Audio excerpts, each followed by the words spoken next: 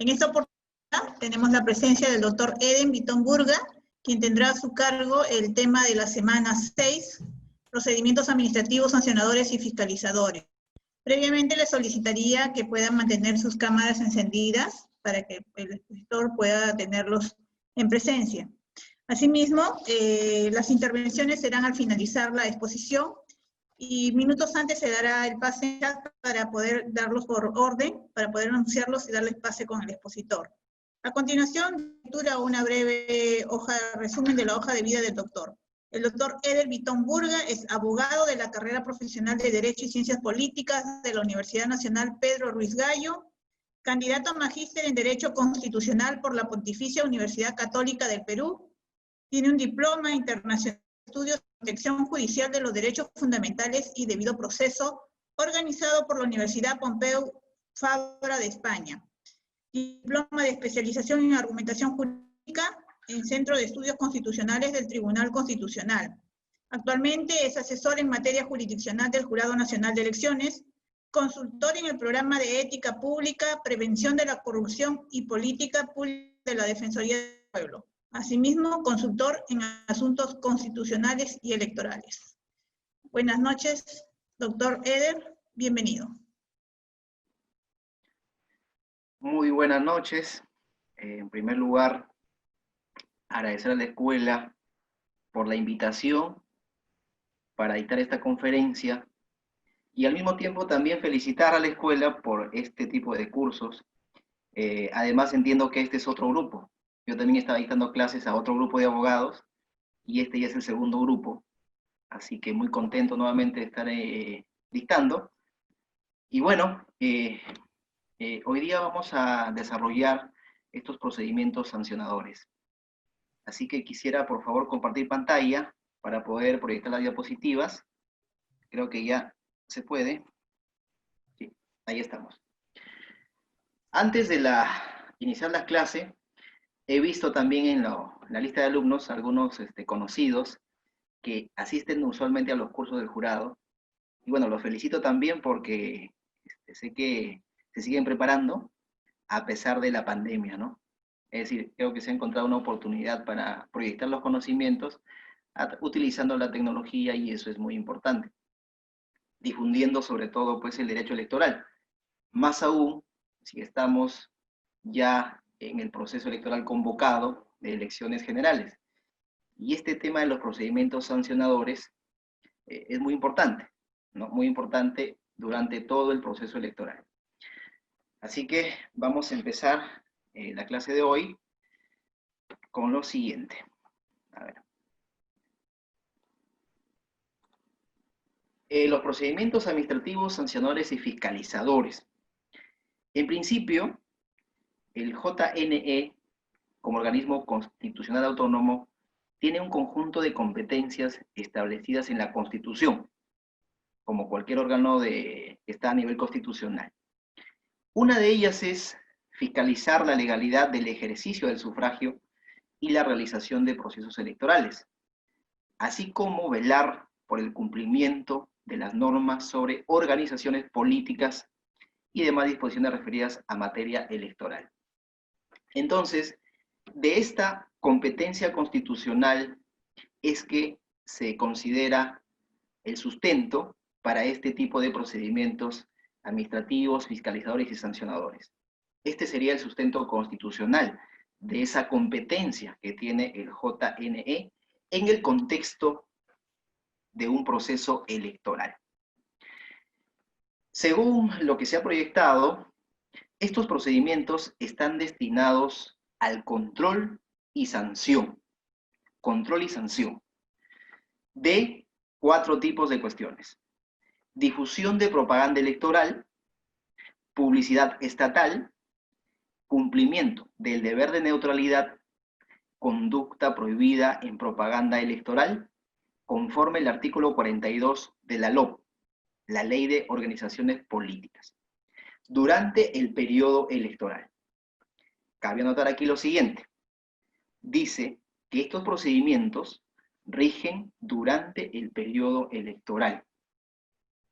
Como ustedes saben, el periodo electoral rige desde la convocatoria realizada por el presidente de la República hasta la resolución que emite el JNE declarando su conclusión. Eso es todo el periodo electoral. Y dentro de ese periodo electoral se desarrollan las etapas del proceso electoral. Entonces, estos procedimientos se dan únicamente durante el periodo electoral. Sin embargo, les planteo un caso para que lo vayan pensando. No va a dar la respuesta, a lo mejor al final podríamos discutirlo. Es el caso siguiente. ¿Qué pasa con aquellos procedimientos en los que el jurado especial ha impuesto sanción durante el periodo electoral? Sanción de primera instancia.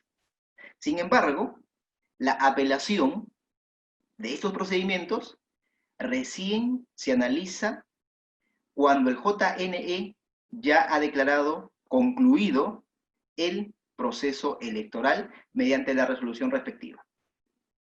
Entonces, tenemos que los jurados especiales imponen una sanción, multa o la sanción que está prevista en la ley.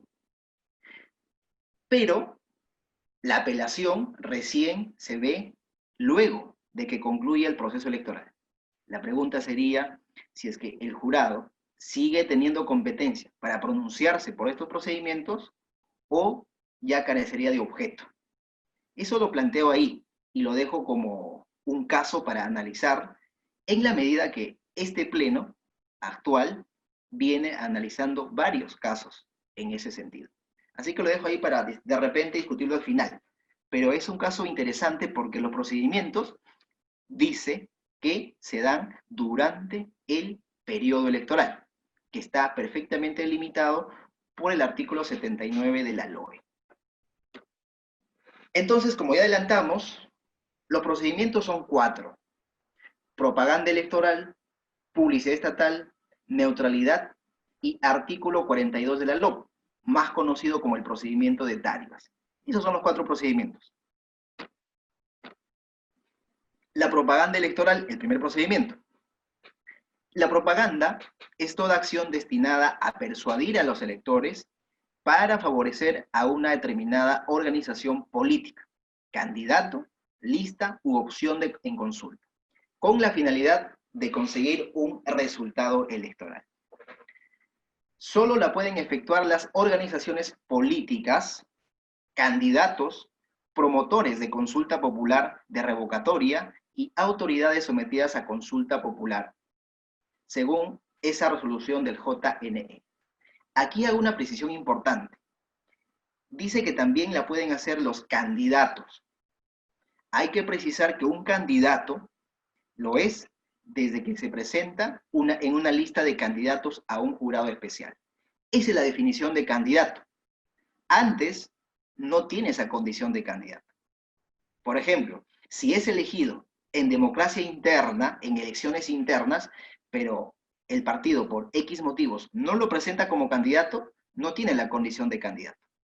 Entonces, ahí una precisión importante, porque, ojo, muchas veces se ha visto procedimientos que se inician contra candidatos que en realidad son precandidatos. Es decir, que hicieron de repente, o en todo caso, que infringieron la norma, pero antes de ser candidatos, ¿no? Entonces, ahí, por ejemplo, has dicho, no, pues, si el candidato aún es precandidato, no se ha presentado a la lista de candidatos, entonces no podría iniciarse un procedimiento, por ejemplo, de dádivas contra ese candidato, porque aún no tiene la condición de candidato. Ahí una precisión. Ahora, hay propaganda electoral permitida e infracciones sobre propaganda electoral. La propaganda electoral permitida es aquella que difunden las organizaciones políticas, los candidatos, etcétera, en cualquier modalidad, medio o característica, sin necesidad de permiso de autoridad política o municipal, ni pago de arbitrio alguno. Esa es la publicidad electoral permitida.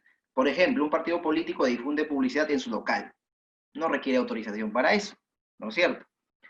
Ahora, hay también las conductas prohibidas por la normativa electoral. cuyo incumplimiento genera la imposición de consecuencias jurídicas a los sujetos infractores. Esas son las infracciones en materia de propaganda electoral. Y las infracciones están previstas en la LOE y precisadas en el reglamento. Aquí anotamos lo siguiente. Todas las conductas infractoras deben estar previstas en la ley. No puede haber conducta infractora que no esté establecida en la ley. ¿Por qué? Porque un reglamento no podría desnaturalizar una ley. Un reglamento no podría establecer como conducta infractora un supuesto no previsto en la ley. Entonces, todas las conductas que están en el reglamento tienen que estar necesariamente en consonancia con la ley orgánica en este caso. Vamos ahora al tema de publicidad estatal. El segundo procedimiento. La publicidad estatal es información que las entidades públicas difunden con fondos y recursos públicos, destinada a divulgar la programación, el inicio y la consecución de sus actividades, obras y políticas públicas, cuyo objeto sea posicionarlas frente a los ciudadanos que perciben los servicios que éstas prestan. Eso es la publicidad estatal, también en periodo electoral, valga la precisión. Algunas precisiones sobre la publicidad estatal. En principio, hay una regla general. Ninguna entidad o dependencia pública podrá difundir publicidad estatal durante el periodo electoral. Por ejemplo, ahora ya estamos en periodo electoral. Por lo tanto, esta prohibición ya rige. Se excluye a los organismos del sistema electoral, como es obvio, porque los organismos electorales pues organizan las elecciones. Entonces, ellos sí pueden difundir publicidad estatal. ¿Cuáles son las excepciones a esta regla? La regla es que ninguna autoridad o dependencia pública, puede difundir publicidad estatal, pero hay excepciones. La excepción es cuando se trata de publicidad estatal sustentada en razones de impostergable necesidad o utilidad pública. Esa es la excepción, o mejor dicho, las excepciones. Ahora, como ustedes pueden notar, no existe, pues, un listado de casos que te diga, esto es de impostergable necesidad o utilidad pública. No hay un listado de casos, ¿no? Eso es casuística, caso concreto. Puede que la entidad pública diga, bueno, esto es utilidad pública, o esto es impostergable necesidad pública. Sin embargo, no hay una lista taxativa de situaciones que te indiquen esto es, o esto se incluye en este concepto. Se trata de un concepto indeterminado, altamente indeterminado. Por lo tanto, será en la casuística que se determine por los jurados especiales y por el pleno del JNE qué situación califica como impostergable necesidad o utilidad pública. Pero en esos supuestos es posible difundir publicidad estatal en periodo electoral. Además, hay la famosa publicidad preexistente. Esta publicidad estatal colocada o difundida con anterioridad a la convocatoria del proceso electoral debe ser retirada, salvo cuando sea de impostergable necesidad o utilidad pública. Finalmente, las infracciones. Las infracciones son conductas prohibidas por la normativa electoral cuyo incumplimiento genera la imposición de consecuencias jurídicas. Igual que las infracciones en materia de propaganda, las infracciones en materia de publicidad estatal también deben estar previstas en la LOE y, bueno, precisadas en el reglamento. Y eso es lo que hace el JNE cuando emite sus reglamentos. Si ustedes advierten, en el reglamento del JNE hay un listado de infracciones. Esas son precisamente las infracciones que pueden dar lugar a un procedimiento sancionador, a la imposición de una sanción. Si es que obviamente pues está perfectamente acreditada la comisión de la infracción, con medios probatorios idóneos, como es lógico. Entonces tenemos la regla general, la excepción, la publicidad electoral preexistente y las infracciones. Vamos ahora al deber de neutralidad. Es un deber esencial de toda autoridad, funcionario o servidor público, independientemente de su régimen laboral, para actuar con imparcialidad en el ejercicio de sus funciones, en el marco de un proceso electoral. Esa definición está contenida en esa resolución, la 78/2018 del JNE. Esa es la definición de neutralidad. Ahora, la neutralidad está recogida a nivel constitucional, en el artículo 31 de la Constitución. Entonces es muy importante. No solo está previsto a nivel legal, también está reconocido en la Constitución como un principio. Entonces, de ahí también emana su cumplimiento, porque la Constitución, como ustedes saben, es una norma jurídica que tiene que cumplirse. Entonces, ahí está también previsto el deber de neutralidad. Vamos ahora a las infracciones sobre neutralidad. Aquí hay una diferencia. Infracciones cometidas por no candidatos e infracciones cometidas por funcionarios públicos que postulan como candidatos. Entonces, hay dos tipos de sujetos pasivos: los que no son candidatos y los funcionarios públicos que postulan como candidatos. Entonces, ahí hay una diferencia. Y es más, el reglamento también establece esa diferencia y su tratamiento es distinto, como veremos a continuación. En este cuadrito está resumido los principales aspectos de estos tres procedimientos, con sus similitudes y sus diferencias. Por ejemplo, el procedimiento de propaganda electoral puede iniciarse de oficio o por denuncia. El de publicidad también, de oficio o por denuncia. Y el de neutralidad también, de oficio o por denuncia. Entonces, ahí advertimos una similitud en estos tres procedimientos. Pero aquí hago una precisión. En los casos que estos procedimientos se inician por denuncia, el fiscalizador tiene que emitir un informe. Y en base a ese informe es que el jurado especial podría iniciar o no el procedimiento. Entonces, al final, todos estos procedimientos prácticamente inician de oficio, porque dependen de la emisión de un informe. Entonces, eso es en cuanto al inicio del procedimiento. Veamos la legitimidad pasiva. Aquí sí hay diferencias sustanciales. ¿Por qué? Porque en el caso del procedimiento de propaganda, son las organizaciones políticas, los promotores y autoridades sometidas a consulta popular. Ellos son los sujetos pasivos del procedimiento de propaganda. En cambio, en el procedimiento de publicidad estatal, el sujeto pasivo es el titular del pliego que emite la publicidad estatal. Por ejemplo, en un municipio, será el alcalde de ese municipio, titular del pliego. Y en el caso de la neutralidad, va a depender si es que el funcionario es candidato o no. Por ejemplo, cuando hablamos de un funcionario candidato, lo será el funcionario y además la organización política que lo postula. Ambos son sujetos pasivos. En cambio, cuando son funcionarios no candidatos, obviamente solo serán sujetos pasivos dichos funcionarios o servidores. Ese es en el tema de, o en todo caso, esos son los sujetos pasivos en el procedimiento de neutralidad. ¿Cuáles son las etapas de estos procedimientos? Aquí también advertimos similitudes y diferencias. Similitudes en el procedimiento de propaganda y publicidad y diferencias en el procedimiento de neutralidad. En el caso del procedimiento de propaganda, tenemos la determinación de infracción y la determinación de sanción. Igual en el tema de, o en el procedimiento de publicidad estatal, determinación de sanción y determinación, o mejor dicho, determinación de infracción y determinación de sanción.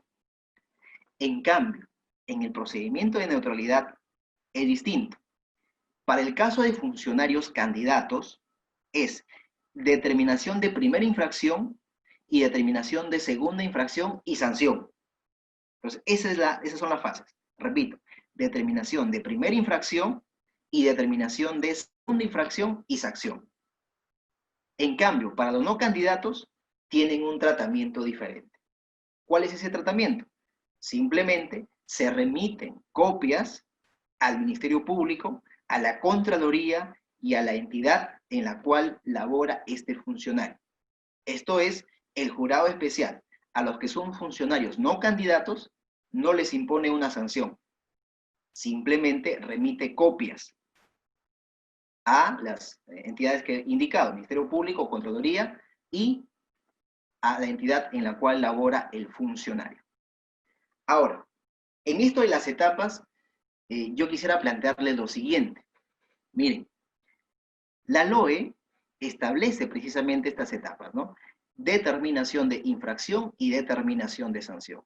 Sin embargo, si uno revisa la LPAG, el tubo de la LPAG, ahí se establece, en los procedimientos sancionadores, se establece una estructura distinta, ¿no?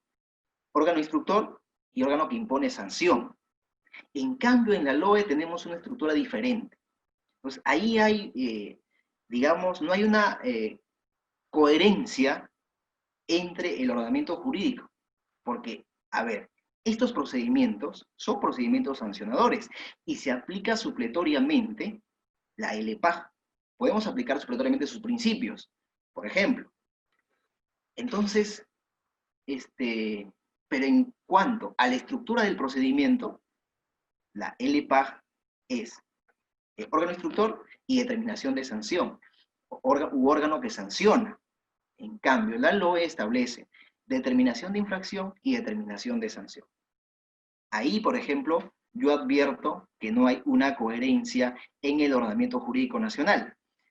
Ahora, hay que indicar que el tubo de la LPAG es posterior a la LOE. Sin embargo, tampoco podemos decir que lo ha derogado tácitamente. No, porque la LOE, el artículo que regula este tipo de procedimiento, está vigente. Entonces el jurado lo que hace es aplicar la LOE. Esa precisión quería hacerles porque alguien me lo consultó también y yo ahí tengo ese comentario que hacer, ¿no? Porque ahí sí he advertido pues esa, digamos, falta de coherencia en nuestra legislación. Finalmente, veamos las sanciones aplicables. Para el caso de la propaganda y publicidad y neutralidad, se aplica la amonestación pública y multa. Ahí sí hay nuevamente coincidencia. Amonestación pública y multa. La multa puede ser entre 30 a 100 UITs. 30 mínimo, 100 máximo. En el reglamento se establecen algunos criterios para graduar la multa. Puede ser 40, 60, 70, dependiendo del caso concreto. Pero el mínimo es 30 y el máximo es 100. Sin embargo, también hay casos en la jurisprudencia en la que el Pleno ha dicho, puede ser 15 UITs. Incluso hay un caso en el cual se ha dicho, ya no multa, simplemente amonestación. Entonces, a pesar de que la ley dice 30 a 100, jurisprudencialmente se ha establecido que puede ser 15. En algunos casos, o en otros casos, simplemente amonestación, y ya no la multa. Veamos ahora el último procedimiento, que lo he puesto diferenciado porque tiene algunas diferencias con los otros procedimientos y además sus fases son distintas. El procedimiento previsto en el artículo 42 de la LOP, conductas prohibidas en propaganda electoral.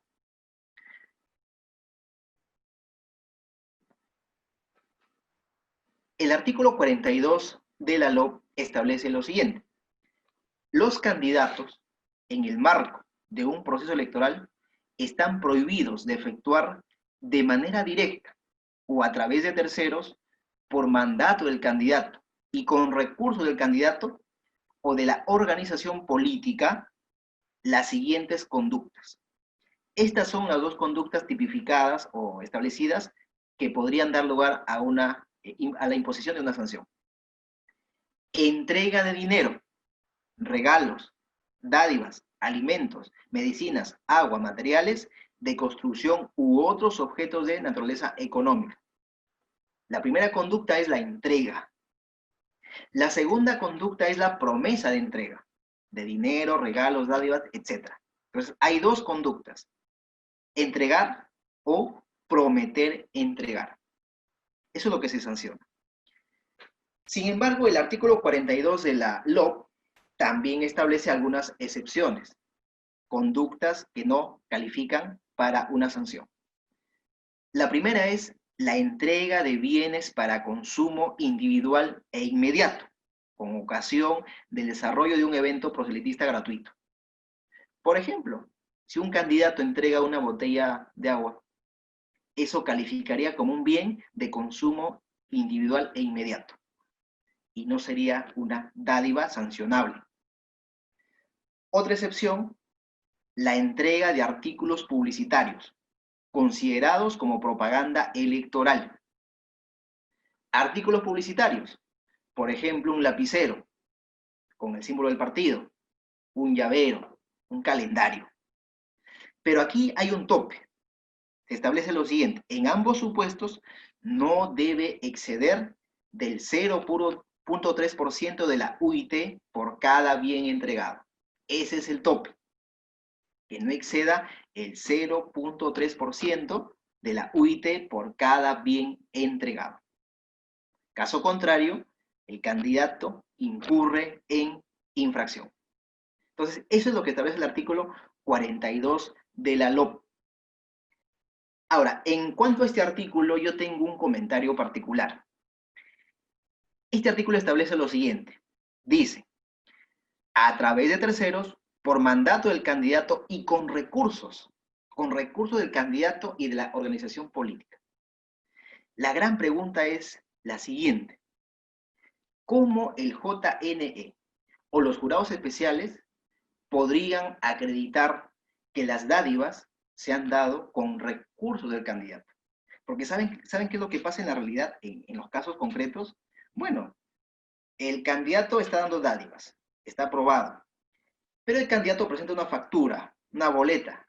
Dice: no, la dádiva me la dio, no la compré yo, la compró, me lo han donado. Entonces, no podemos acreditar o no se puede acreditar que sea con recursos del candidato o de la organización política. Esto fue un cambio legislativo que se introdujo en el año 2017. Entonces, eso ha complicado mucho la aplicación de este artículo. Sin embargo, también es posible darle otra interpretación a este artículo. ¿Cómo así? ¿Cómo podríamos entender, interpretando la norma, la expresión recursos del candidato o de la organización política? Para empezar, hay que recordar que estamos ante una norma restrictiva, ¿no es cierto? Y como es una norma restrictiva, no podemos hacer una interpretación extensiva. Hay que interpretarla estrictamente. Sin embargo, dentro de esa interpretación estricta, yo creo que la expresión recurso del candidato no solo debemos entenderlo como que el candidato utiliza su dinero para comprar las dádivas. Me parece que esa no podría ser la única interpretación. Sin embargo, a decir verdad, el Pleno del JNE ha incorporado más o menos esa interpretación. Sin embargo, yo pienso que hay una interpretación alternativa que podría facilitar la aplicación de este artículo, porque caso contrario, es casi imposible acreditar que las dádivas fueron con recursos, o sea, con dinero del candidato o del partido político. Bien, ¿cuál es ese procedimiento en el artículo 42? Inicio del procedimiento: de oficio o por denuncia formulada por cualquier ciudadano u organización política. Así se inicia este procedimiento. Igual también pues requiere un informe del fiscalizador. Legitimidad pasiva. Aquí son los candidatos. Esos son los sujetos pasivos del procedimiento. Miren, acá hay una diferencia sustancial con los otros procedimientos. En los otros procedimientos, la legitimidad pasiva no la tienen los candidatos, con excepción del procedimiento de neutralidad. para el caso de los funcionarios públicos que postulan.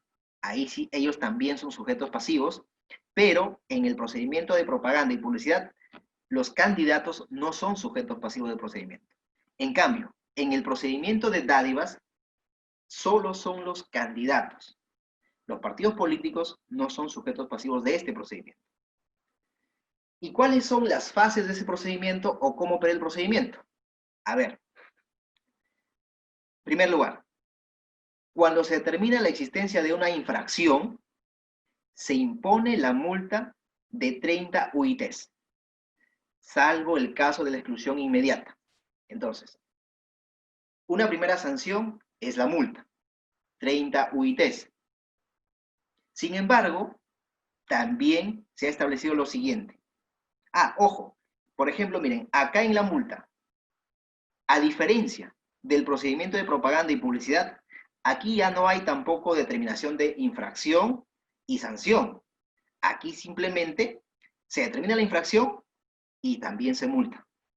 Esa, por ejemplo, es otra diferencia con los procedimientos de dádivas, perdón, con los procedimientos de propaganda y publicidad.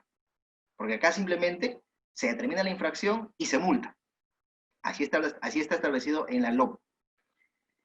Pero también es posible la exclusión del candidato. Es decir, no solo es posible la multa, también se puede excluir a un candidato. ¿Cuándo ocurre eso? En dos supuestos. Primero, firme la resolución de multa y se advierte la comisión de una nueva infracción por parte del candidato, se inicia nuevamente el procedimiento de exclusión por reincidencia.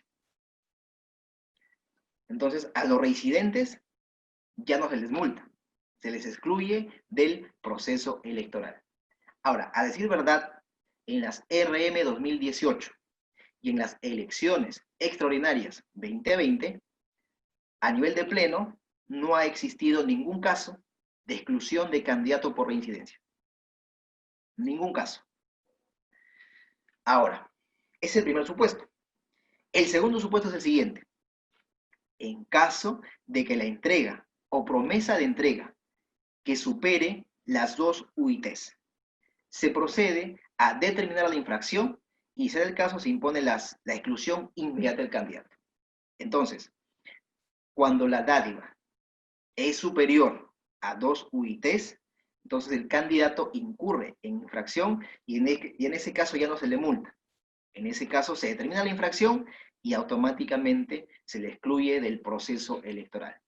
Como pueden advertir, en el procedimiento de dádivas no hay determinación de infracción y sanción diferenciada. Aquí simplemente se determina la infracción y automáticamente también se impone la sanción. Ahora, el candidato obviamente podrá apelar su decisión al pleno del JNE para que éste se pronuncie en segunda instancia. Una precisión final. Cuando hablamos de la exclusión de candidatos por dádivas, hay que tener en claro lo siguiente. Esa exclusión únicamente puede darse 30 días antes de la elección, porque eso está establecido en la ley. No se puede excluir a un candidato después de los 30 días. Los únicos supuestos de exclusión de candidatos hasta un día antes son los que están previstos en el artículo 33 de la Constitución Política del Perú. Es decir, los que tienen suspendida la ciudadanía, en concordancia con el artículo 10 de la LOE, que establece los supuestos de suspensión de la ciudadanía. Esos son los únicos supuestos en los cuales es posible excluir a un candidato hasta un día antes del acto electoral. Sin embargo, en la exclusión por dádivas, solo puede darse hasta 30 días antes del acto electoral. Entonces, ¿qué pasaría, por ejemplo, con un candidato que incurre en una infracción que ameritaría la exclusión si lo comete, por ejemplo, faltando una semana para el acto electoral? Legalmente no se le podría excluir. En todo caso, únicamente cabría la sanción de multa. Bien, ahí hemos culminado de manera muy rápida y resumida estos 4 procedimientos. A decir verdad, los reglamentos son muy extensos y lo que está previsto en la LOE y en la LOB también es extenso. Hemos tratado de resumirlo de manera rápida, espero que se haya entendido, y si es que hay algunas dudas, podemos conversarlo en este tiempo que tenemos de preguntas. Les agradezco mucho. Gracias, doctor Vitón. A continuación, entonces, vamos a dar paso a la ronda de preguntas. Por favor, a los participantes, si hubiera alguna inquietud, alguna consulta que formular.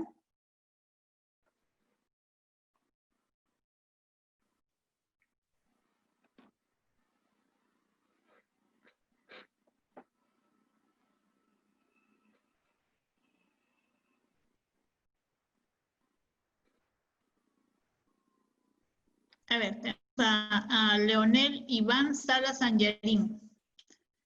Leonel, ¿puedes activar tu cámara y tu micrófono para que le puedas formular directamente la pregunta al expositor? Leonel. Marjorie, parece que su micrófono no funciona, pero mandó su pregunta en el chat. Ya.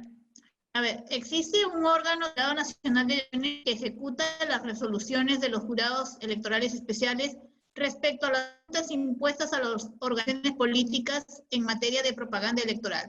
De ser afirmativo, ¿nos puede indicar dónde encontramos las resoluciones coactivas?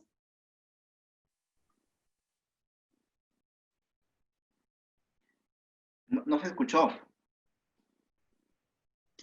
A ver, dice doctor, ¿me escucha ahí? Ahora sí. Ya, dice, existe un órgano del Jurado Nacional de Elecciones que ejecuta las resoluciones de jurados electorales especiales respecto a las multas impuestas a las organizaciones políticas en materia de propaganda electoral. De ser afirmativo, ¿nos puede indicar dónde encontramos las resoluciones coactivas?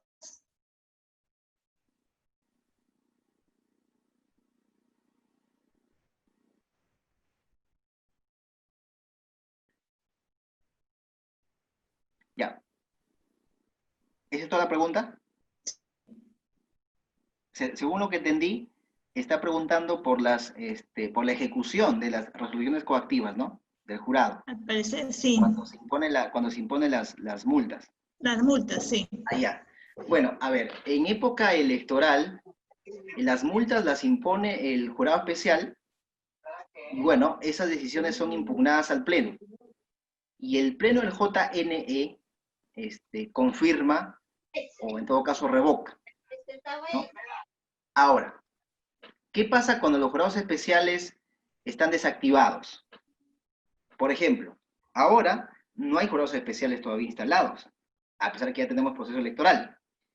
¿O qué pasa, por ejemplo, cuando los jurados especiales se desactivan?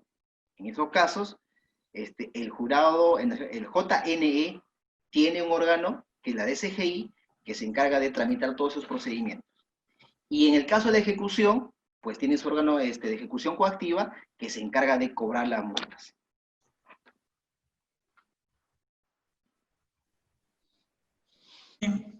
¿Algún participante más? Julio Gonzalo está levantando su mano. Correcto. Julio, ¿tienes teléfono? ¿Aló? Sí. ¿Se escucha? Lo que pasa es que el internet está un poco mal, ¿no? Sí, desde ayer, esta semana está fallando un poco. Sí. Doctor Vitón, buenas noches. Bueno, ¿Cómo está, Julio? Buenas noches. el tema de hoy que ha tratado con relación a propaganda electoral, publicidad estatal, neutralidad y dávidas, pues se relaciona con la labor fiscalizadora, ¿no? Con la función fiscalizadora que cumple el Jurado Nacional de Elecciones durante el periodo electoral, ¿no? Desde su convocatoria hasta su conclusión. En estos casos que estamos viviendo de COVID-19, el manejo de estas actividades por parte de los fiscalizadores para llegar a los procesos de determinación o sancionador, ¿cuál sería, ¿no?, los mecanismos o el protocolo que se va a utilizar para este proceso electoral? Bien. A ver, en realidad esa es una pregunta muy apropiada para este contexto de la elección que estamos ya, bueno, que ya está convocado, ¿no? Y realmente es todo un reto para el sistema electoral y para todos los que intervienen diseñar los protocolos para que la fiscalización, y ojo, no solo la fiscalización en materia de propaganda, de publicidad, de neutralidad, de dádivas. Por ejemplo, la fiscalización en materia de hoja de vida, ¿no es cierto?, para pedir la información a las entidades públicas o para cruzar la información de los candidatos que adjuntan en su hoja de vida. Es todo un reto realmente, pero el jurado está trabajando los protocolos conjuntamente con el sistema electoral, OMP-RENIEC, y también con la colaboración del Ministerio de Salud, que es el ente rector en materia de salud. Porque obviamente, es cierto, tenemos el derecho de participación política que tiene que ejercerse, pero también está la salud de los ciudadanos, ¿no es cierto? Entonces, hay que equilibrar eso. Es decir, cómo el jurado puede seguir ejerciendo su labor de fiscalización, pero al mismo tiempo, sin poner en riesgo la salud de sus trabajadores, de sus fiscalizadores, y también la salud de la población en general. Entonces, ahí se tiene que trabajar un protocolo. Por ahora, lo que les puedo comentar es que el jurado está trabajando los reglamentos del proceso electoral, ¿no? Pero también se está esperando que el Congreso de la República termine de emitir las normas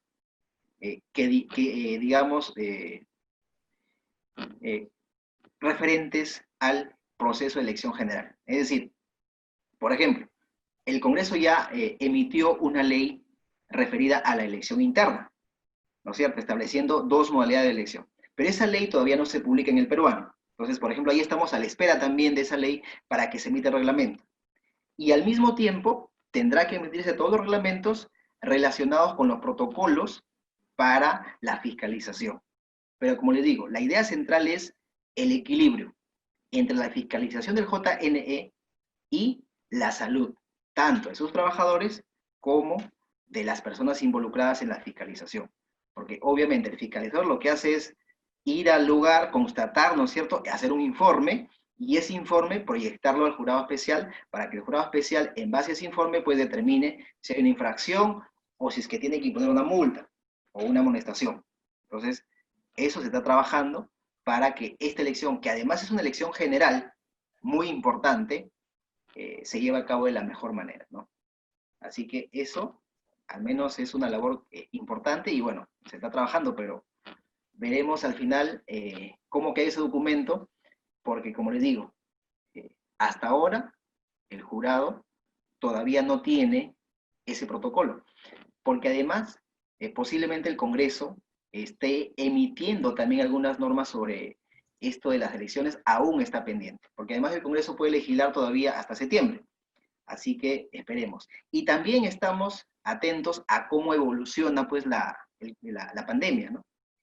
Hay rebrote, entonces todo ese escenario es muy cambiante realmente. Entonces estamos, como se dice, a expensas de lo que va pasando en el día a día, pero como les digo, la idea es mantener la fiscalización, pero también proteger los derechos que podrían verse amenazados, y bueno, pues eso es lo que está haciendo, ¿no?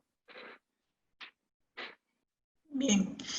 Ahora a continuación tenemos la intervención de Evangelina Maita Bosa. Evangelina, formular tu pregunta. Tu micrófono, por favor. Buenas noches, doctores, colegas, doctor Eder, un gusto escuchar su ponencia. Contenta porque, bueno, se me han despejado muchas dudas. A manera de comentario y quizá preguntarle su punto de vista, en los procesos electorales, en materia de fiscalización y sanciones, se ha visto, ¿no?, que, por ejemplo, cuando una organización política o un candidato X ha realizado una pinta, por ejemplo, en un lugar donde está prohibido, llamemos un centro educativo, un muro del centro educativo, el Jurado Nacional notifica, otorgándole 24 horas para que vaya y retire, dice la propaganda, ¿no? pero en este caso el retiro de propaganda se realiza mediante el pintado en blanco, ¿no? O sea, llevan pintura blanca y lo pintan. Entonces, para usted, para mí, ¿no? Para mí ya estaría consumada la infracción. Ameritaría imponer la infracción, pero resulta que el jurado resuelve y se da por retirada la pinta o la propaganda política. Correcto, gracias por la pregunta. Justamente cuando hablamos de la propaganda electoral, referimos que esta tiene dos fases. Este procedimiento tiene dos fases, ¿no? La determinación de la infracción y la determinación de la sanción. Entonces, si se detecta que un partido político ha hecho propaganda en un lugar que está prohibido, lo que pasa es que ahí simplemente se está determinando la infracción. Es decir, la infracción, si es que hay los elementos de prueba, el informe, las fotografías y todo lo que acredite ese hecho, la infracción ya se cometió, ya se configuró. Sin embargo, la ley también establece que se le da la oportunidad al partido político, al candidato, para que adecúe su comportamiento, para que retire esa propaganda. Entonces, si es que el candidato o partido político cumple con lo dispuesto por el jurado especial, el jurado especial simplemente dirá, bueno, ya no se configura la infracción y por lo tanto ya no se le impone la sanción de 30 UITs o de más UITs, dependiendo del caso concreto, y es por eso que no se le sanciona. Pero ojo, la infracción ya se configuró, pero el candidato lo que hizo es, digamos, como corregir su comportamiento y adecuar su comportamiento a las normas electorales. Pero ojo, muchas veces lo siguiente. Candidato o partido político, digamos, hacen 10 pintas, o sea, 10 en 10 lugares. Entonces, ¿qué pasa? El jurado especial les notifica y ellos, por ejemplo, retiran 5 pintas, pero quedan 5 pendientes. En ese caso, por ejemplo, la infracción es por las 10 pintas, pero como han retirado 5 y han quedado 5, entonces la sanción sería simplemente por las 5 pintas. Porque en 5 pintas la infracción se ha cometido y además no lo han retirado, por lo tanto, ahí sí cabe imponer la sanción, por si acaso. Eso pasa bastante, que hacen pintas más de 2, 3, 4, 5 y no retiran todas. Ahí, como reitero, hay infracción y además hay sanción por las pintas que no se retiran. Eso es lo que ocurre en los procedimientos que tienen estas fases un poco particulares, ¿no? Que son muy del proceso electoral, porque en la LPAG el procedimiento tiene otra estructura, pero en la LOE es determinación de infracción y determinación de sanción. Bien. A continuación también tenemos la participación de Yoshiro Chávez Villegas.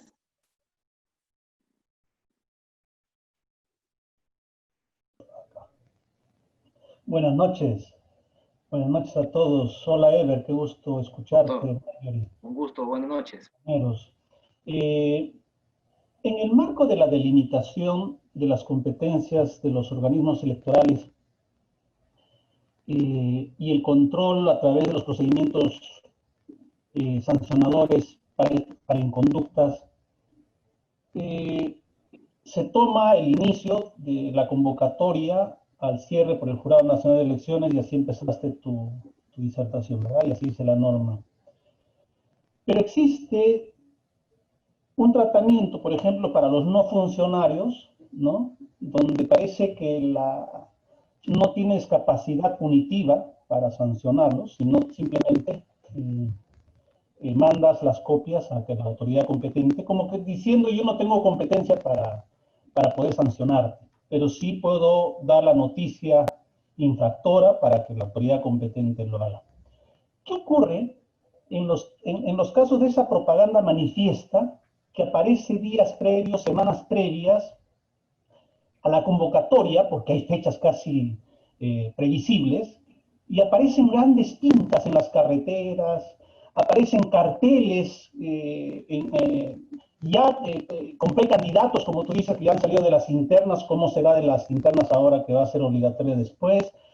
Y aparecen comerciales subliminales a través de las instituciones privadas como la Universidad César Vallejo con César Acuña, ¿ah? Que aparecieron pues en una magnitud ahí de árboles psicodélicos ahí con su imagen y con los colores que luego van a ser manifiesto del símbolo y del discurso político para la oferta electoral.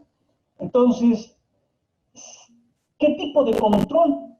Hay un vacío, o la competencia, como la administración fija su competencia, podría fijar algún tipo de competencia frente a esta propaganda manifiesta, inmediata, anterior, pero muy vinculante, preconstitutiva de lo que va a ser ya una campaña formal.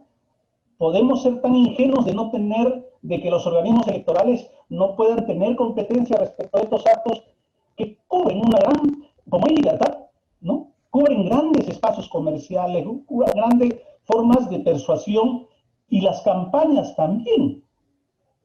Las campañas también, porque empiezan antes y también hay dádivas, también hay campañas, etcétera, y son previos. O sea, puede ser que el proceso electoral sean 2 mesecitos, desde que se convoca hasta que sale, o 3, pero hay un trabajo preconstitutivo que empieza ya desde las internas.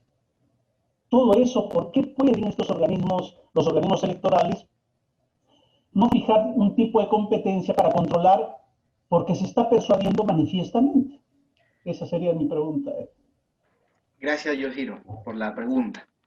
Sí, muy interesante, y en realidad es la problemática que siempre ocurre, ¿no?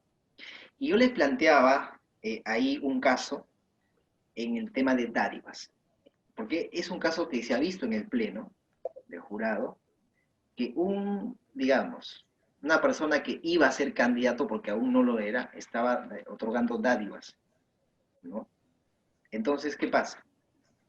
Lo que pasa que, a ver, hay dos ideas fuerza.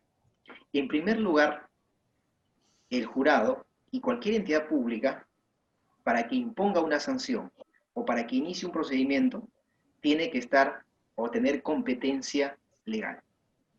Esencial.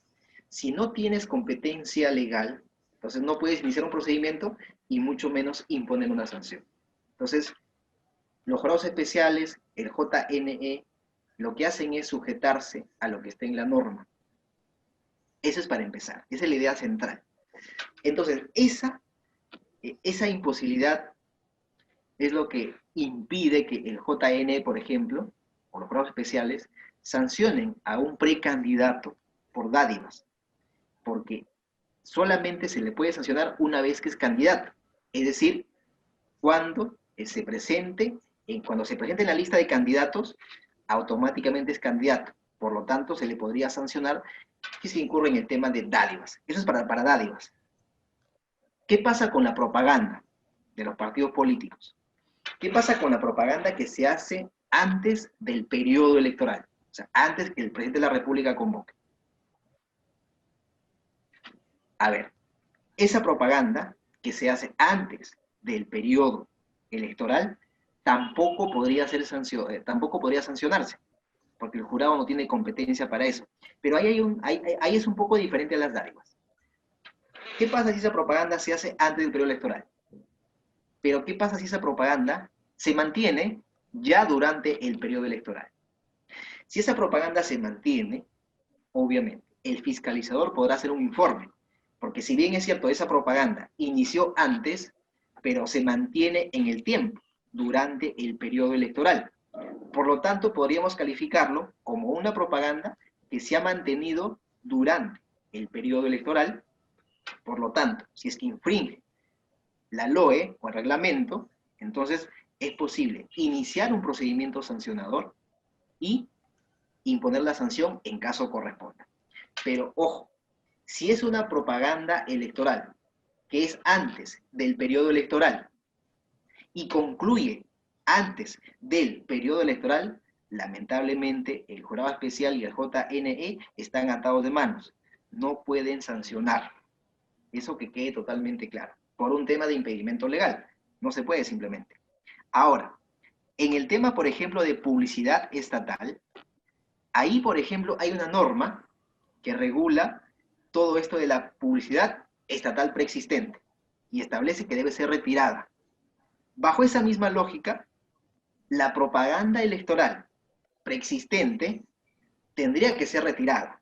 Y si no es retirada, entonces es posible iniciar un procedimiento sancionador durante el periodo electoral. Eso es lo que podría responderte, Eugenia. A ver, si me permite una pequeña repregunta. Claro, prescriptivamente es cierto lo que tú dices en ese aspecto, ¿no? O sea, eso es verdad. Por el principio de legalidad hay que estar esto. Pero mi pregunta iba en el sentido, porque la competencia se la fija a veces, muchas veces, a través jurisprudencial, ¿verdad? Como el tema de que se terminar de sancionar a alguien cuando ya el periodo fue cerrado, aunque el jurado está dividido, hay veces en su jurisprudencia, ¿no? Pero se puede terminar en algunos casos fuera del periodo electoral. El ex ante, el ex post, no durante. Prescriptivamente parece que está claro, pero todavía no termina de responderse. O en todo caso, para buscar una respuesta que me puedas dar tú, era, ¿se ha visto en el tema del proyecto de reforma o en la codificación si se puede alargar cierta competencia o tener ciertas, porque esto es manifiesto, o sea, eso sí genera consecuencias. ¿Y sabes por qué? Porque efectivamente se hacen y luego el procedimiento sancionador se utiliza con efectos dilatorios a efectos de que siga manteniendo la vigencia del objeto de la publicidad o qué sé yo, y ganas tiempo y está en la órbita de la propaganda, está en la órbita de la persuasión ilegítima o haciéndose trampa de alguna manera. Es decir, en el proyecto de reforma, ¿qué se ha dicho? ¿Se discute esos temas? ¿Cómo se puede hacer el control también desde la misma, ¿cómo se llama?, democracia interna, que ya son actos ni siquiera, capaz es acto electoral, porque ya de ahí salen definitivamente, no sé cómo están calificando eso, o la vieja pregunta que alguna vez te hice, o sea, los partidos políticos en realidad son personas jurídicas de derecho privado, o habría que establecer en una reforma algún tipo de permisividad o de publicidad o mixtas en la naturaleza jurídica de las organizaciones políticas, ¿no? Bien, a ver, claro, interesante sobre este tema de las sanciones que se realizan luego del proceso electoral, ¿no? Ahí hay una discusión. Digamos que lo que está claro es respecto del inicio, ¿no es cierto? El jurado y los jurados especiales y la JNE únicamente pueden sancionar cuando inicia el periodo electoral. Desde ahí tienen competencia para sancionar.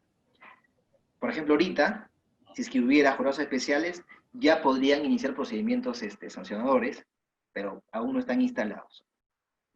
Pero ¿qué pasa después? ¿Qué pasa cuando el proceso electoral ya ha concluido? El JNE ya emitió la resolución que declara concluido el proceso electoral. Pero hay apelaciones pendientes de resolución. Entonces, ahí, por ejemplo, en el Pleno, hay dos posiciones.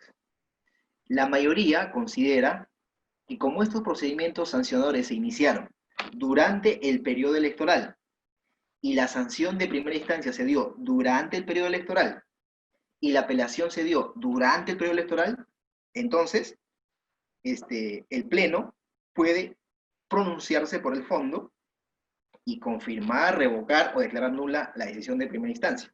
Sin embargo, la posición minoritaria sostiene que ya carece de objeto, porque el proceso electoral ya ha concluido. Ahora, en ese extremo yo tengo una posición un tanto diferente. Hay que recordar que estos procedimientos son procedimientos sancionadores. Y por su naturaleza se inician de oficio, porque son sancionadores iniciados de oficio. Y en estos procedimientos administrativos sancionadores de oficio, la LPAG tiene una regla especial. Esa regla especial dice que estos procedimientos caducan a los 9 meses de iniciados, con decisión de primera instancia. Pero en estos casos ya hay una decisión de primera instancia. El jurado especial ya se pronunció. Por lo tanto, estamos en la fase recursiva y ahí el Pleno podría, desde mi punto de vista, el Pleno sí podría pronunciarse, porque el procedimiento ya se inició, ya hay decisión de primera instancia y además los hechos corresponden al periodo electoral. Se dieron en el periodo electoral. Entonces creo que por ahí, respondiendo un poco a esta pregunta respecto de la fase ex post del acto electoral, o del proceso electoral.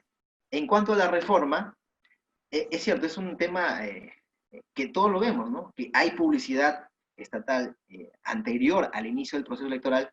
Sin embargo, también en la reforma, básicamente el jurado comprende el proceso electoral. Ahora, hay que recordar que la elección se convoca 270 días antes del acto electoral. Y ojo, eso es para la elección 2021. Pero para las primarias, que si es que no hay reforma, se harán en el 2022 para alcaldes y gobernadores, tiene que haber una convocatoria para primarias. Y esa convocatoria para primarias va a ser mucho antes que la convocatoria para elecciones definitivas. Porque las primarias son un proceso aparte. Entonces, ahí, por ejemplo, tendremos ya una convocatoria mucho más antes. Es más, les comento, si es que no hubiera habido COVID, las primarias del 2021 se hubieran convocado en abril de este año. Esa era la planificación, que se convoquen en abril. Imagínense, estuviéramos en plena elección primaria. Sin embargo, el COVID alteró todo y es por eso que ahora tendremos las elecciones tradicionales, como siempre lo hemos tenido, ¿no? Con democracia interna, con elecciones internas. Porque si no, hubiera existido primarias y estuviéramos experimentando un proceso electoral totalmente diferente. Pero ese proceso lo podemos hacer en el 2022, siempre y cuando la legislación se mantenga y siempre y cuando la pandemia también cese, ¿no? Porque todo depende de eso.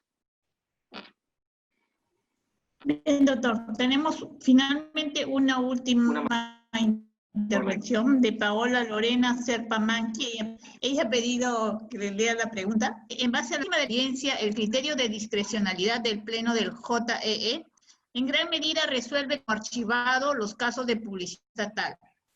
¿Es posible tomar algunas medidas y no desmerecer los informes de los fiscalizadores? Bueno, eso tiene que ver, eso tiene que ver con el tema probatorio, ¿no? A ver, lo que pasa que, ¿cómo es el procedimiento? El jurado especial impone, puede archivar o puede imponer una sanción, dependiendo, ¿no? Pero a ver, todo depende de que el hecho que se imputa como infracción esté muy bien delimitado y esté probado. Porque, ojo, ¿cuál es la consecuencia jurídica de estas infracciones? Multa no menor de 30 UITs a 100 UITs. O sea, no es poca cosa. Y amonestación. Entonces, para imponer esa sanción, el jurado especial tiene que estar completamente seguro de que la infracción se ha configurado. Entonces, no tanto lo veo como desmerecer la labor de los fiscalizadores. Yo no lo veo así, más bien lo veo como también buscar que el hecho esté perfectamente acreditado, porque no podemos sancionar si es que el hecho no está acreditado. Entonces, eso creo que tiene que ver con la facultad probatoria, digamos, con la capacidad de generar convicción de esos informes. Si el informe tiene las pruebas suficientes, está bien elaborado, entonces, en mi opinión, generaría pues la imposición de una sanción. Pero si no tiene todos los elementos, no tiene las pruebas, entonces no va a generar una sanción. Así de sencillo. Bien, doctor. Bueno, se ha dado por concluida la ronda de intervenciones. Agradecemos por su clara exposición. Creo que ha permitido ampliar más los conocimientos sobre los procedimientos administrativos sancionadores. Y bueno, a nombre de la Escuela Electoral de Gobernabilidad, queremos agradecerle por su participación en esta sesión. Nos vamos a estar viendo la próxima semana, también en la semana 7, toca del Grupo B. Y nada, ¿no? Reiterar nuevamente nuestro agradecimiento.